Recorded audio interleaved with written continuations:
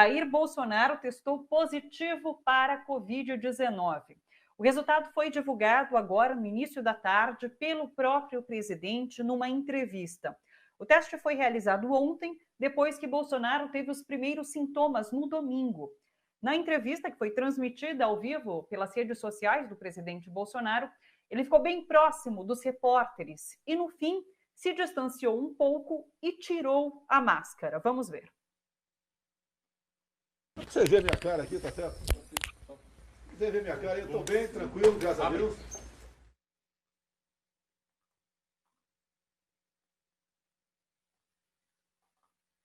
Esse foi o momento final da entrevista, então, em que ele retira a máscara, se afasta um pouco dos repórteres e retira a máscara para continuar falando. No sábado, Bolsonaro participou de um almoço na Embaixada dos Estados Unidos em comemoração ao Dia da Independência. Nas fotos divulgadas nas redes sociais, todos aparecem sem máscaras de proteção.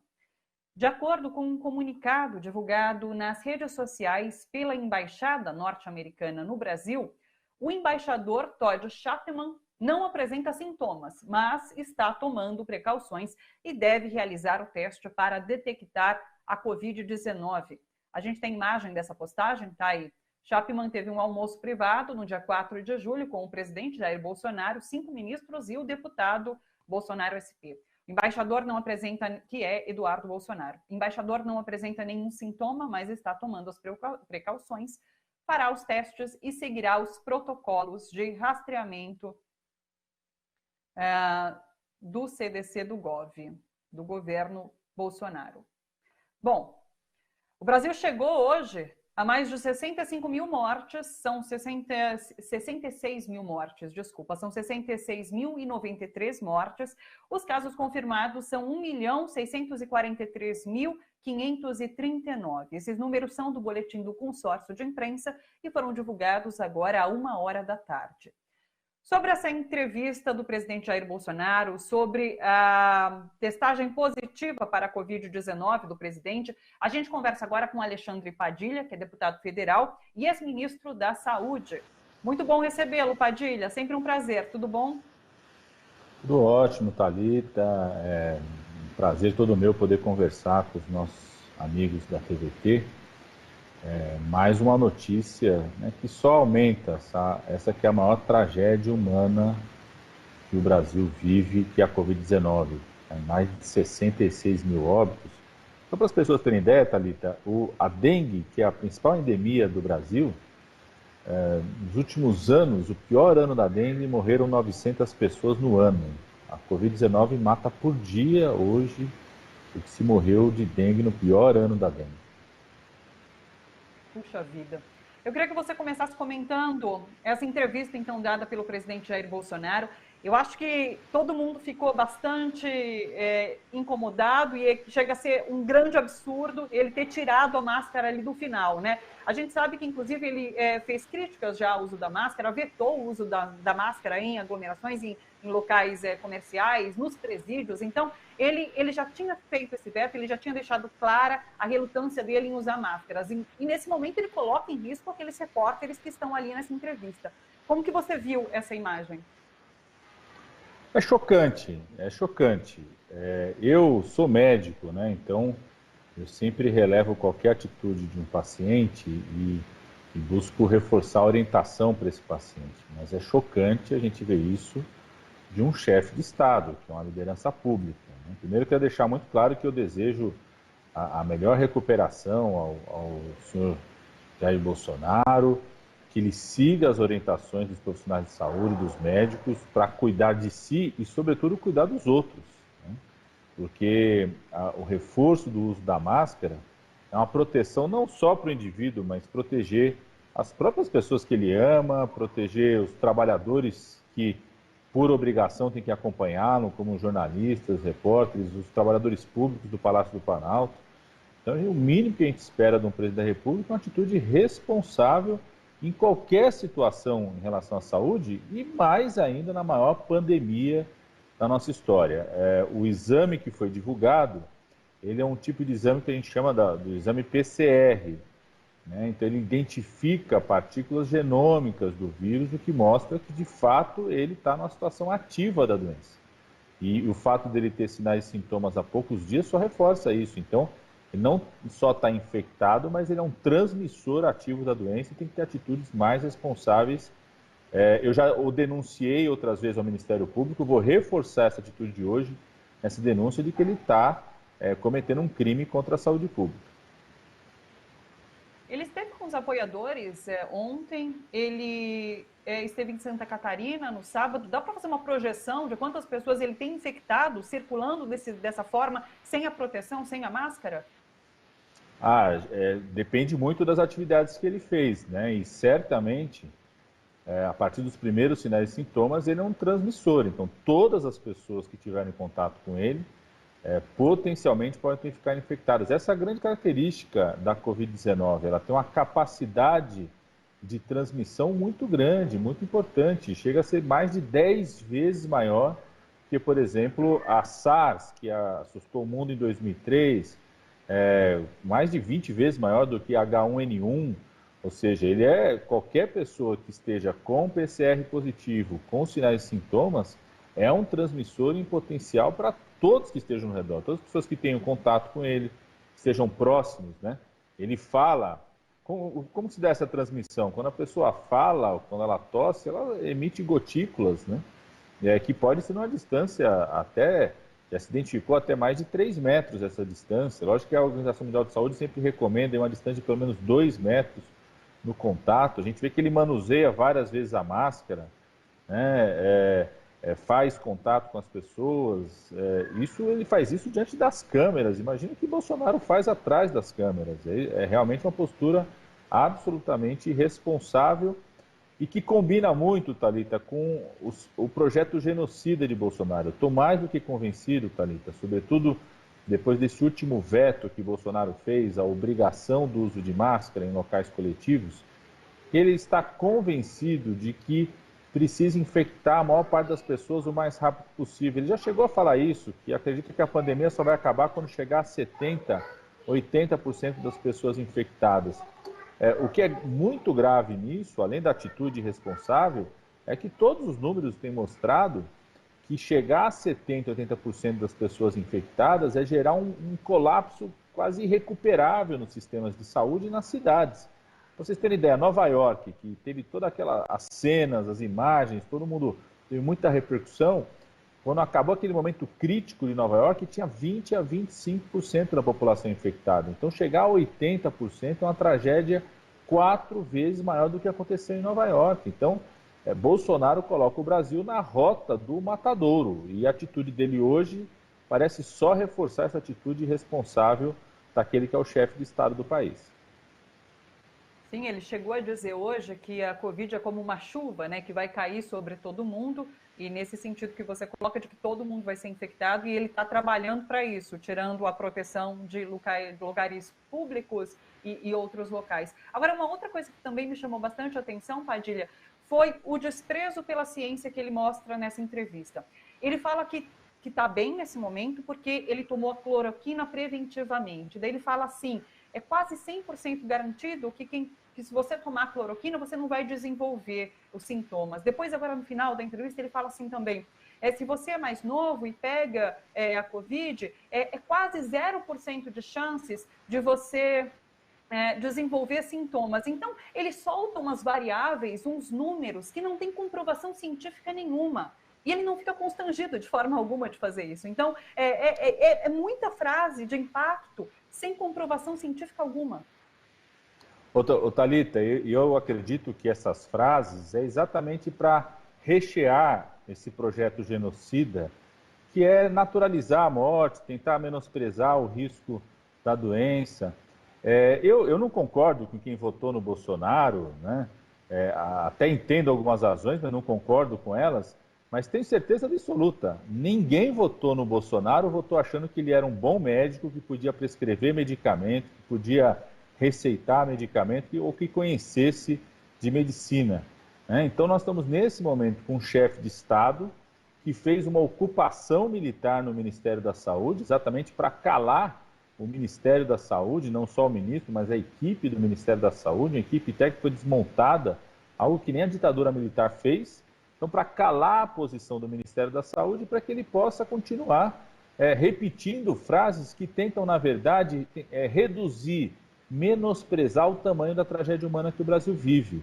As frases de Bolsonaro não têm qualquer amparo científico nas evidências. Nós já tivemos vários jovens que morreram da Covid-19, já tivemos no Brasil situações de atletas que morreram da Covid-19, que ele falava que não atleta, pastores, que ele falava que quem era de Deus também não pegaria. Já tivemos pastores que defendiam o Bolsonaro que morreram da Covid-19, ou seja, essa tentativa permanente de menosprezar a tragédia humana, acredito que tem a ver com um certo recheio desse projeto genocida, ou seja, fazer com que o Brasil esteja indo por um matador, uma parte importante da população brasileira, mas que essa população não sinta que está indo de fato para esse matador e até naturalize essa situação trágica que o Brasil vive de mais de 66 mil mortes confirmadas, sem contar aquelas que não estão confirmadas ainda. Saiu um estudo hoje, Thalita, muito representativo, feito em várias capitais do Brasil, que mostram que aumentou em 53% o número de óbitos dentro das casas ou nas vias públicas.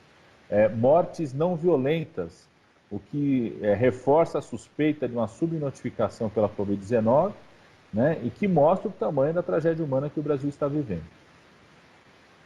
Diante desse cenário e diante desse posicionamento, principalmente de Jair Bolsonaro, o que o Congresso pode fazer para evitar uma situação ainda mais drástica, deputado? Em primeiro lugar, Thalita, eu tenho defendido isso, nós queremos derrubar o veto que Bolsonaro fez a um projeto de lei que exige a obrigação das máscaras. Inclusive, eu sou coautor desse projeto de lei, queremos derrubar o veto, estamos insistindo com o presidente do Senado, porque ele que convoca a sessão do Congresso Nacional, e queria explicar muito para as pessoas tem dois conteúdos importantes nesse veto que o Bolsonaro fez. Primeiro, que retira a obrigação da utilização das máscaras em locais coletivos fechados. Então, nós estamos falando de comércio, a gente está falando de igrejas, estamos falando dos presídios, estamos falando de repartições públicas. Mas ele vetou um outro item também, que exigia que o poder público e os empresários garantissem máscaras para as pessoas, caso eventualmente a pessoa vai entrar no comércio e não tem máscara, ou a que tinha estragou naquele momento, não tem dinheiro para comprar outra, que o empresário banque essa máscara, que o poder público tenha programas para garantir máscara para a população mais vulnerável. Então, esses dois vetos foram feitos por ele e nós queremos derrubar esses dois vetos no Congresso Nacional. Inclusive, eu conversei ontem com o Fernando Brito, do Tijolaço, ele falou sobre o requinte de crueldade desse veto, que traz também a proibição de usar, proibição não, mas enfim, veta os cartazes em locais públicos que orientam o uso da máscara. E, de fato, isso é de uma crueldade gigantesca, porque é um cartaz ali que vai te ensinar o porquê de usar a máscara, ser importante, e como utilizar. Então, realmente, enfim... Eu queria também uma última pergunta com você, Padilha, que é mais uma análise política, na verdade. Quando dos testes de Bolsonaro, lá no passado, foram exigidos pelos jornais e ele acabou cedendo com a testagem sendo negativa, muita gente questionou. Não, na verdade, inclusive porque ele usou nomes falsos para fazer esses testes, né? E daí o questionamento foi no sentido de, será que ele não teve? Ele está tentando omitir de alguma forma?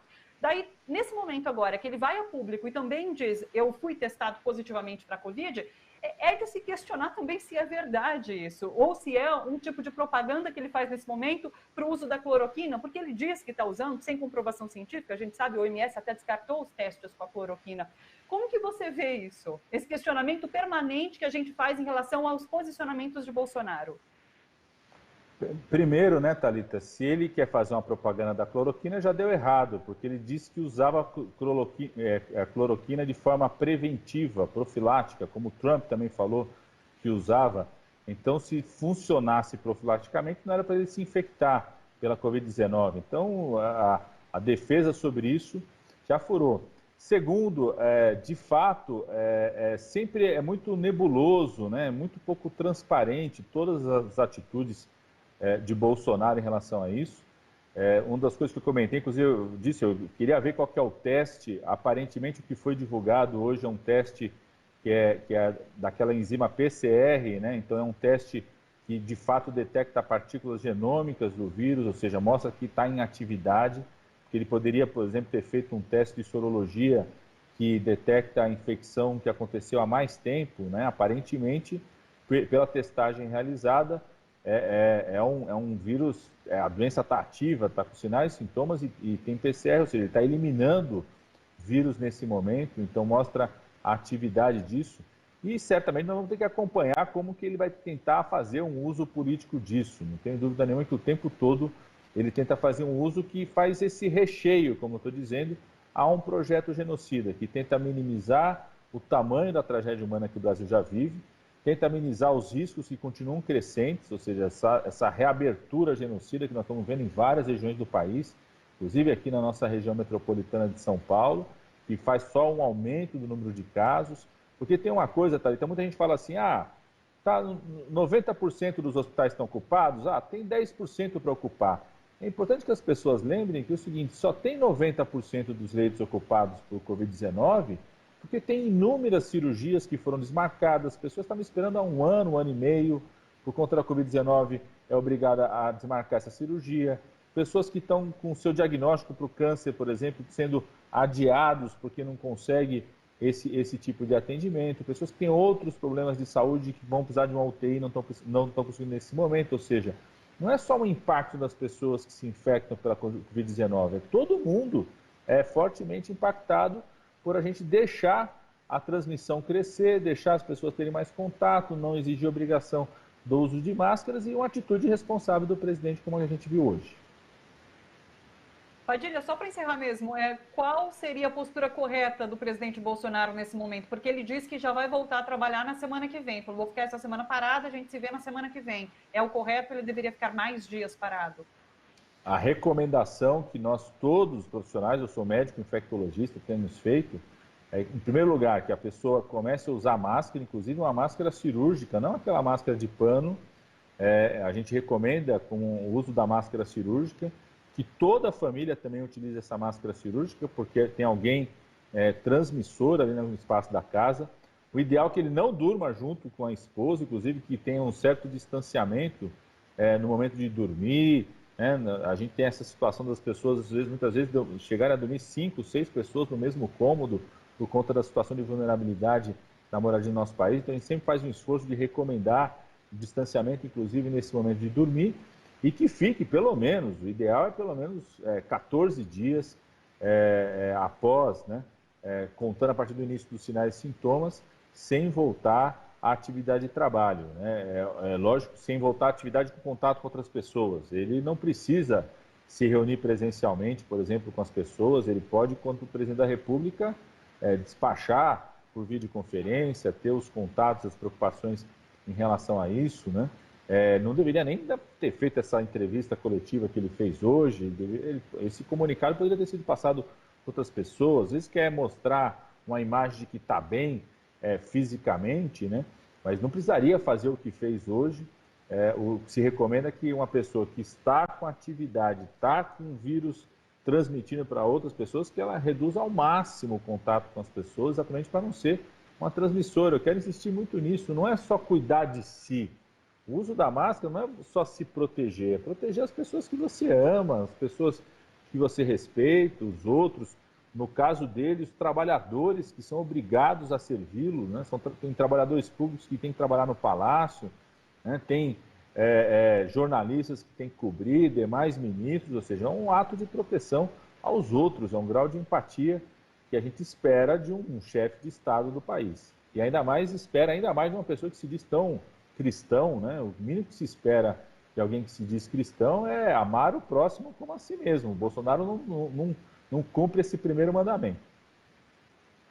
As dúvidas vão surgindo e eu queria te questionar também sobre isso. Ele diz que está bem agora, mas não seria cedo para afirmar isso, porque a gente sabe que a doença tem uma evolução muito rápida. Às vezes a pessoa está bem de manhã, quando chega à noite, ela está numa situação bastante extrema. Seria cedo para afirmar que ele está bem?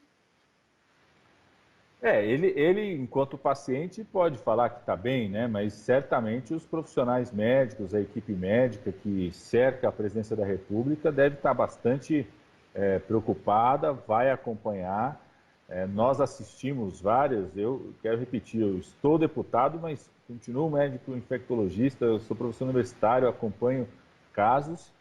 A gente já viu evoluções onde as pessoas no terceiro, quarto dia não tinham sinais e sintomas importantes, depois começa a desenvolver uma insuficiência respiratória muito importante. Aliás, queria reforçar, Vitalita, se tem uma coisa que pode salvar vidas num momento como esse, é exatamente a pessoa, né, e a equipe de saúde monitorar essa situação do começo da falta de ar. Infelizmente, por exemplo, esse dinheiro todo que está sendo gasto para a cloroquina, que é um medicamento ineficaz, até o Trump mandou milhões de comprimidos aqui para o Brasil, se fosse eficaz ele não ia mandar esses comprimidos para o Brasil.